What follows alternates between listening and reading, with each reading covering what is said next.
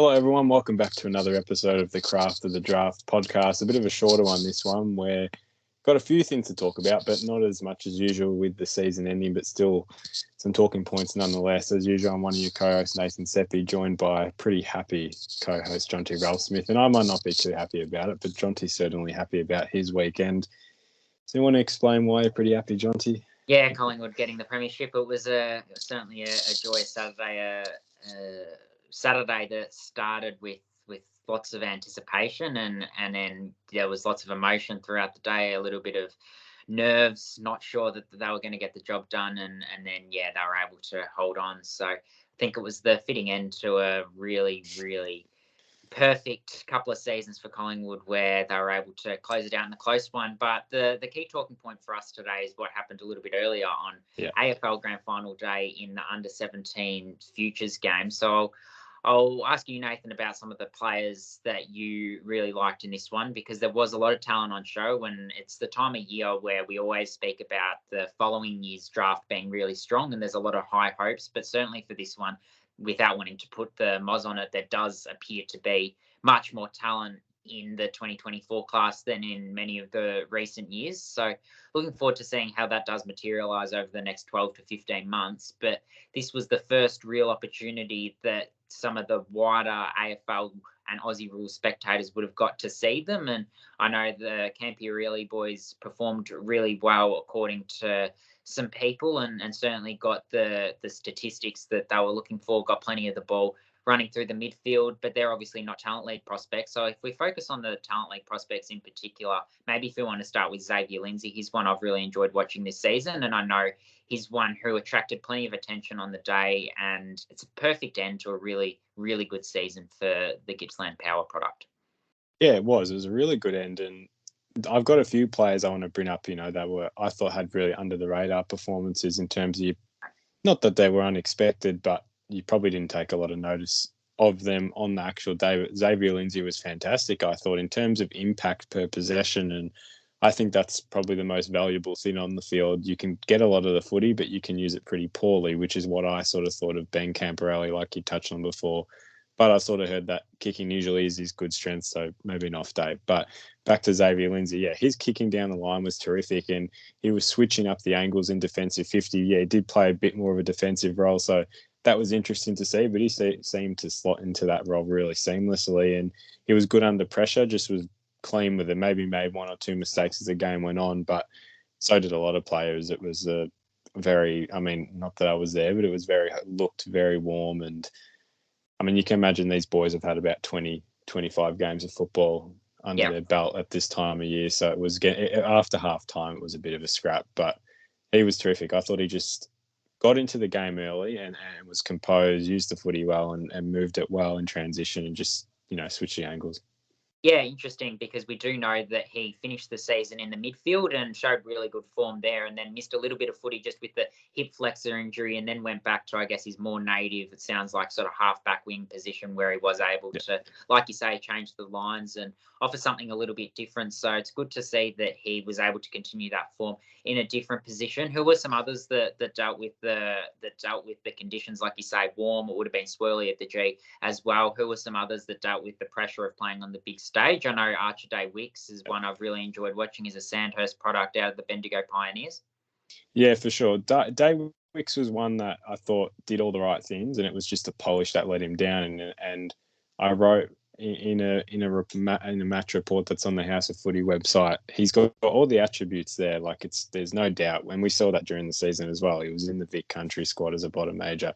He's got all the attributes. It's just that next polish. He was taking some good contested marks early, but let himself down with that second touch, whether it was a kick or handball. It was just, it makes the first touch look lesser. And he played on and missed a pretty easy shot early on, which, it doesn't look great. But, he's doing all the right things. And come next year, I think you have the summer to work on that. It'll be all for the better. And a couple of other Bendigo boys who got a run in this game. His Sandhurst teammate, actually, Toby Travalia, whose rise this year has probably mirrored that of Archer Day Wicks, got a run, and also Joe Shanahan. There's plenty of excitement about him. How did those two boys go? Yeah, well, Toby Travalia is one I have in the category of an exciting end, because he showed it in his first half. His rebounding ability was really, really good. Just brought it outside of the 50 and brought that run and carry, which we've seen him do at Bendigo, and that was, I mean, he was doing that towards the end of the season so well. His long kicking was a bit off at times, but it was just the idea and his running in general that was on point, and he was providing that burst and carry, which he usually does. A bit quieter for Job Shanahan. I just couldn't really get himself into it as much as probably some of the other key forwards. He did kick a goal in the second half, but look, a bit of a quieter game, but I feel like we got more of a glimpse from him in that Vic New South Wales game, about a month earlier. Yeah, and he's one who represents the Allies next season. He's from just north of the border, so he'll certainly get plenty of opportunities to shine for them up forward. There's obviously a slew of names, so we'll rush through them. Obviously, we like to talk about players who are under the radar, but it would be remiss of us not to touch on the likes of Levi Ashcroft, Christian Moraes, who's really put himself in that top category now. Fino Sullivan is there as well, alongside Oakley Chargers teammate Jagger Smith. Those sort of players that you expect really high output games from. How were they able to cope on the warm day? Well, I think Levi Ashcroft was my personal best on ground watching that. It's that versatility where you can put him on a wing, you can put him on ball, and he'll use it so cleanly. He moves the ball with those offensive chains, but then he'll go forward and kick a goal when you need him to. And look, I'll say it on the record, he's better than his brother, and I feel like it will come true in a couple of years. And that's more because of the versatility. I mean, Will's fantastic, but Levi's just got that forward craft and it's not even forward craft, it's just going forward and being this real energetic movement. And he has this, he kicks a Levi Ashcroft goal every time, which is from 40 metres sort of on the curve. And he knows how to do it so well. And like you touched on with Jagger and Christian Moraes, they're just so silky. Their ball movement by hand was just superb. Jagger was going in and out of contests like he always does, that sort of spin move. And Moraes was just quick. He was moving forward, kept the ball moving a lot.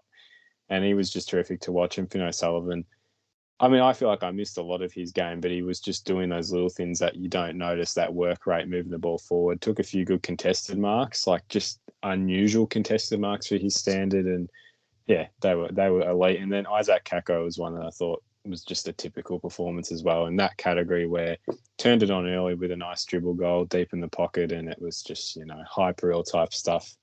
Good to see him come back as well. We haven't seen him, 2 months or so since I don't know what the injury was, but one of the CLs, Yeah, LCL, lateral collateral ligament damage. So Levi Ashcroft, best on ground from your point of view, and certainly up there from a lot of people's point of views, I think is something that would hearten Brisbane fans on what was obviously a difficult day, a traumatic day, the way the game ended up ending. But Sam Marshall, another one from the Brisbane Lions Academy that they'll have priority access to next season, potentially. How did he perform? Yeah, he was really good, and that's the second time I've seen him, and we saw him the first time at the Vic when Vic Country played Queensland in the game. That was the lead up to this, and he was fantastic. He just brings a real toughness around the contest, but he's also very agile and can move around the footy well and breaks out from the contest. He did, especially inside 50. I thought his vision.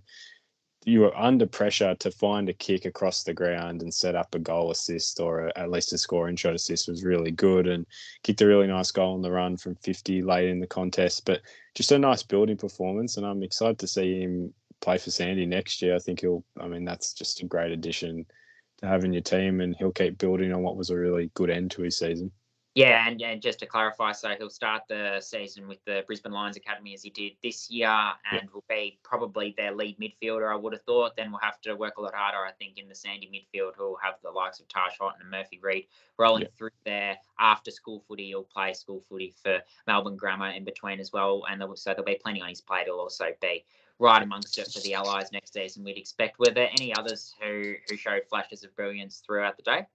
The last one I want to talk about, Harry O'Farrell, Calder Cannon's prospect. I thought down back he was one that just did all the right things and didn't get his hands on the footy too often, but it was winning his one-on-one contest, those contested battles. He was winning, and when the ball went to ground, he just had a good turn of speed that could to push away his opponent and move the ball outside of the defensive 50. A few good desperation moments back, in the back line in that heat, which, would have played a big role, a big factor as the game went on. And I just thought his positioning as well was just really good.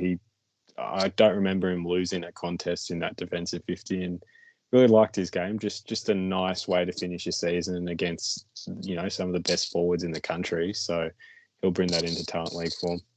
Not surprised to see him, it sounds like, really seize his moment and actually stand up to the responsibility that was given to him. We look back to his school form, and there's a game for St. Kevin's that I think a lot of people have spoken about as being the game where a lot of people found out what he's made of. He took a big contested mark inside 50 late in the game.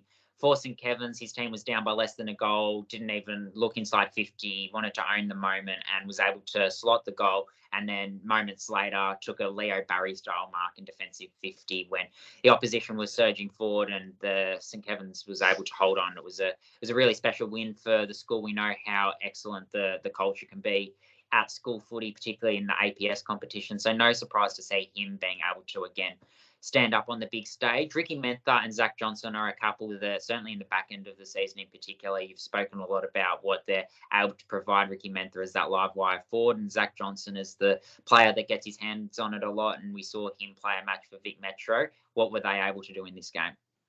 Yeah, Ricky Mentha, just his usual fun, exciting forward craft that he was. I mean, he kicked a terrific goal, I think, in the first quarter, just from one of those tight angles that I was praying he would kick it because it's just one of those goals that you'd love to watch back. And he was just terrific. Brings that flair, brings the energy around the contest, especially when the ball goes to ground. It was just good to see him get that opportunity because I think he'll really, next year, I'm not sure if he'll play for the NT next year again. Yeah, he plays for the NT in the first month of the season. Which is disappointing, in all honesty, because we know typically what the NT do when they play the Vic team. So I'm not sure if that's a great thing, but when he came to Gippsland, he was terrific and brought that. So I'm excited to see what he does next year. He's been one of my favourites at the back end of this year. And then Zach Johnson, I was really pleased to see build into the game because there was a chance he kind of just didn't really get himself into it. He was struggling a little bit. He didn't play the first quarter, which I don't think helped for his sake because I guess, you're kind of warming up on the sidelines and you're not as fresh as the other. Well, you're not as into it as the others, but he built him really nicely. And come the third and fourth quarter, getting his hands on the footy, providing some run through the corridor, which was really nice to see, and kicked a really good goal late on the run. Off some good work from Tom Gross, who was really fantastic as well to mention. He kicked 2 goals in a row in the first quarter and was playing much more of a forward role that we've seen a little bit of, but I think his time in the forward was very productive and then did go into the midfield late and set up that goal for Zach Johnson in the end. Yeah, and you touch on Tom Gross, how strong Oakley are going to be next year, having Tom Gross, Fino Sullivan and Jagger Smith.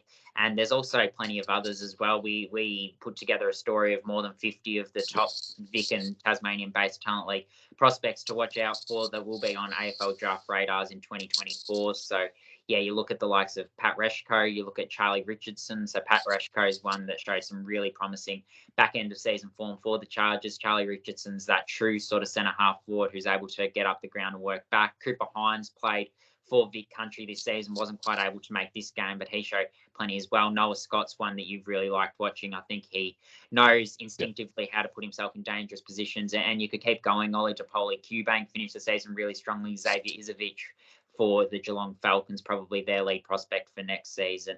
Lockie Charleston's brother, Harry Charleston, has the turn of speed off half-back. You can keep going forever, but certainly he's one to check out on the House of Footy website if you haven't already.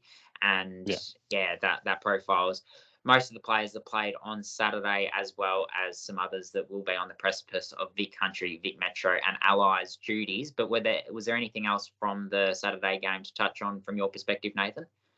Oh, look, a couple, just briefly mentioning some names that I thought had some glimpses, but hope to see more from. Josh Murphy, Murray Bushrangers prospect. He kicked 2 really nice goals late to put the game within reach, but he had a bit of a quieter game.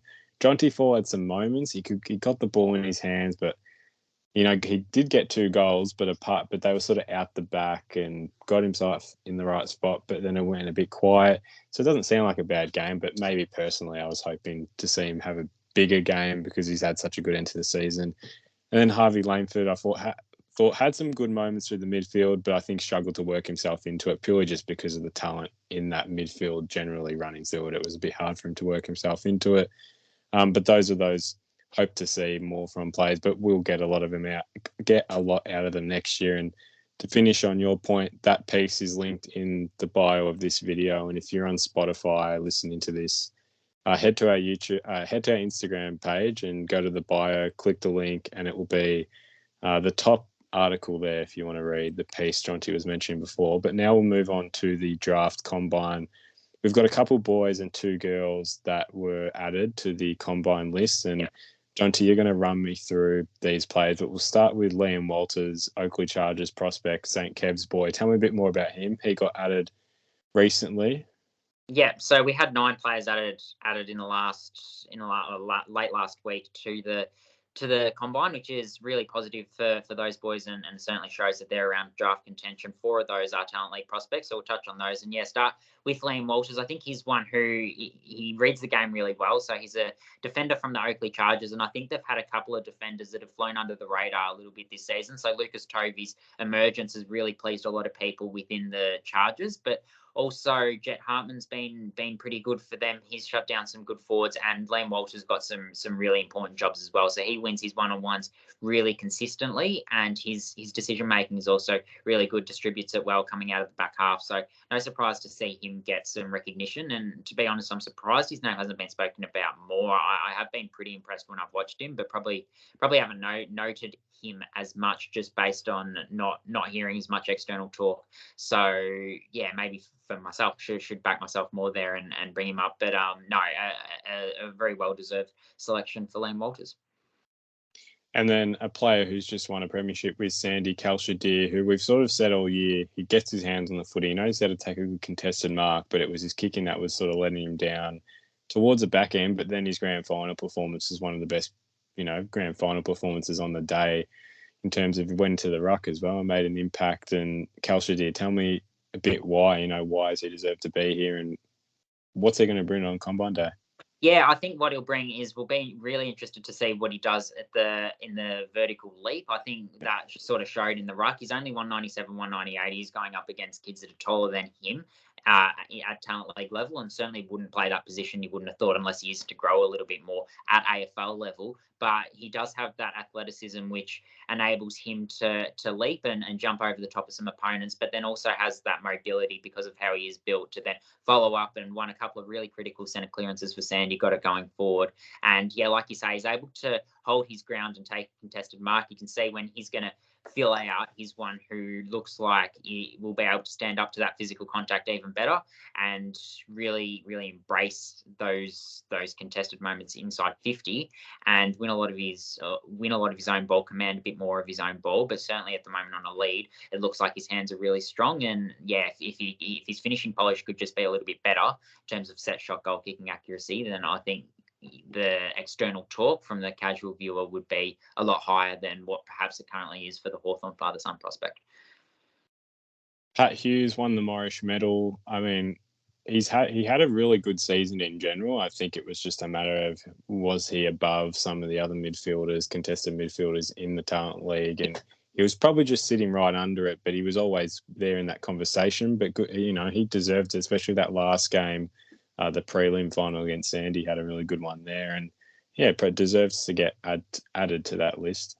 Yeah, I think the question marks over him was whether he was too slow, 2-1 paced a little bit, because he is, like you say, that inside midfielder, and he does have that contested ability. But then when he gets on the outside, does he have the pace to accelerate away from opponents and power his way forward? But certainly just with what he does in the clinches, I think he offers something really valuable for any team that he plays in.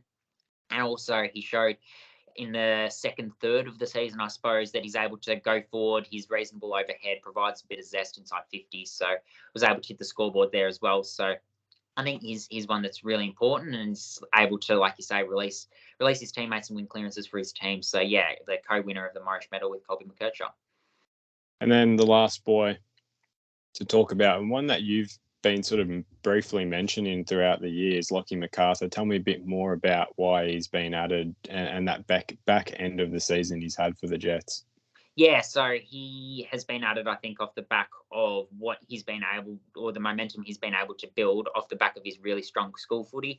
So was averaging 4 to 5 goals a game playing for Essendon Grammar at school level, and he's been probably showed a little bit more of his form down back for the Western Jets, but it's just his run and jump at the ball as that sort of third tool that he was able to do at school level, then translate back to talent league level. So he did it against Sandringham, where he took 5 or 6 intercept marks and really took a lot of people by surprise to some extent. They had seen what he was able to do. They'd seen it in glimpses. Was finally able to put it together for a full game, then was able to do it a little bit more. I think he would have benefited a lot had the Jets had a deeper run in finals. Unfortunately, that wasn't to be, but he did still show enough glimpses between a couple of pracky games that Western played at school level, and then, in defence for the Jets as that sort of intercepting player to show that he's got enough liveliness, enough sort of speed, and reads the ball well enough to take some marks overhead to deserve that invite. Will be another one who I'll be interested to see how his vertical leap goes and his 20-metre sprint, probably the 2 tests in particular, where I think he can shine.